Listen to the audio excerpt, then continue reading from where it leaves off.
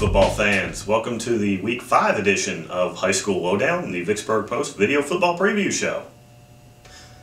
Our first game this week is St. Aloysius hosting Durant, or Durant, as we were trying to figure out a second ago, Durant, like the 80s band. And St. Al finally coming home after 3 weeks on the road. I'm sure they'll be happy to have a big crowd there.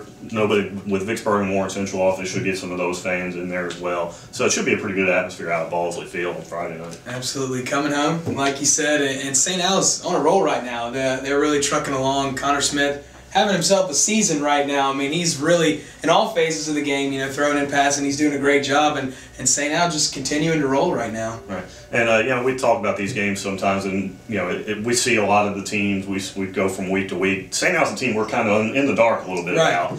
Hadn't really seen them yet since they've been on the road so much. So I'll be glad to see them, and hopefully they can keep rolling. They have had 3 straight blowout wins, which has really helped them get some younger guys playing and get some depth in there. Yeah, get the younger guys going and then build that confidence. And, Coach B.J. Smith-Hard says that a lot. You can't teach confidence, and they definitely have some right now. Absolutely. Next up on the rundown is Porter's Chapel heading down Highway 61 down to Wilkinson County, take on Wilkinson County Christian, or as we like to call them, Wicca. This is a do-or-die game for PCA. They lost their district opener, their first and next to last district game last week. So if they lose this one, they are out of the playoff race as far as the district goes, and they're also in deep trouble because they'll be 1-4 and have a uphill slog the second half of the year to get a wild card spot even. Right, you got to win, and it seemed to me last week that PCA kind of tamped down on the special teams errors. They still gave up a couple of long touchdown a couple of long kickoff runs, but no touchdowns, which is big for them. But the penalties still haunting this team, and in a do-or-die situation like this, you got to help yourself out in every area. All right, talking to Coach Wayne Lynch this week, he said, they just really need to finish. They got blown out by Newton Academy. That was the outlier. But they were in the game with Hartfield that they lost in the fourth quarter. They were leading with 7.5 minutes left last week and let it get away. So really, it's not so much about it's really just killing. The mistakes are killing them, and they really just need to correct those and finish the game. Right. Just finish strong, and things will probably work out for them. Well, we can hope so. Yeah. And to wrap things up this week, since Warren Central and Vicksburg are on a bye, we don't really have a game to talk about with them because they're not playing one. We're going to do something a little bit different this week and kind of give out some report cards. Warren Central, I think 4-0. It's hard to find too many faults with them. I would have to give them an A-.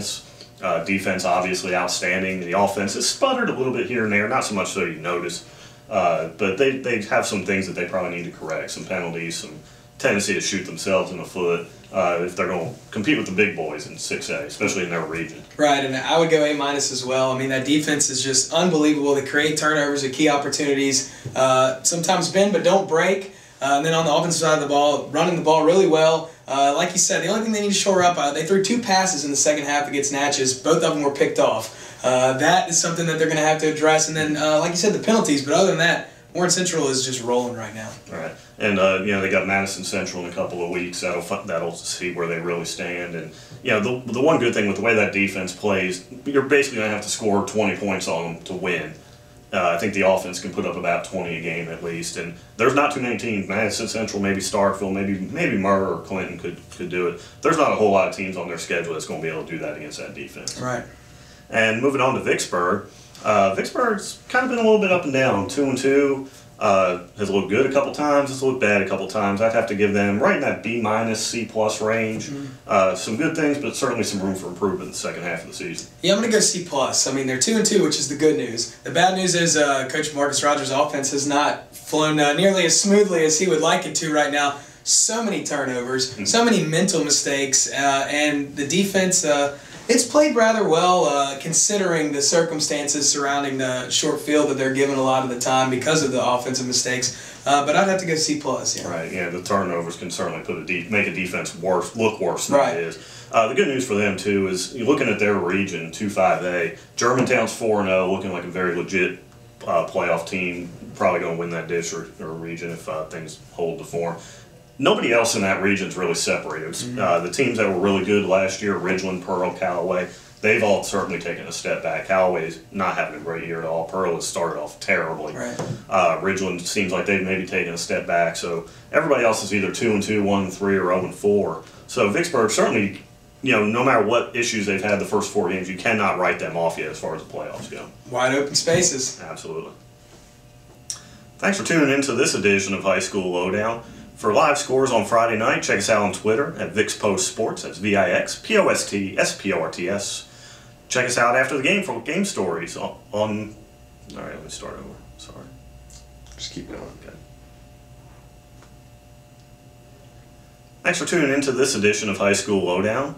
For live scores on Friday night, check us out on Twitter. That's at Vicksburg Post Sports, VIXPOSTSPORTS.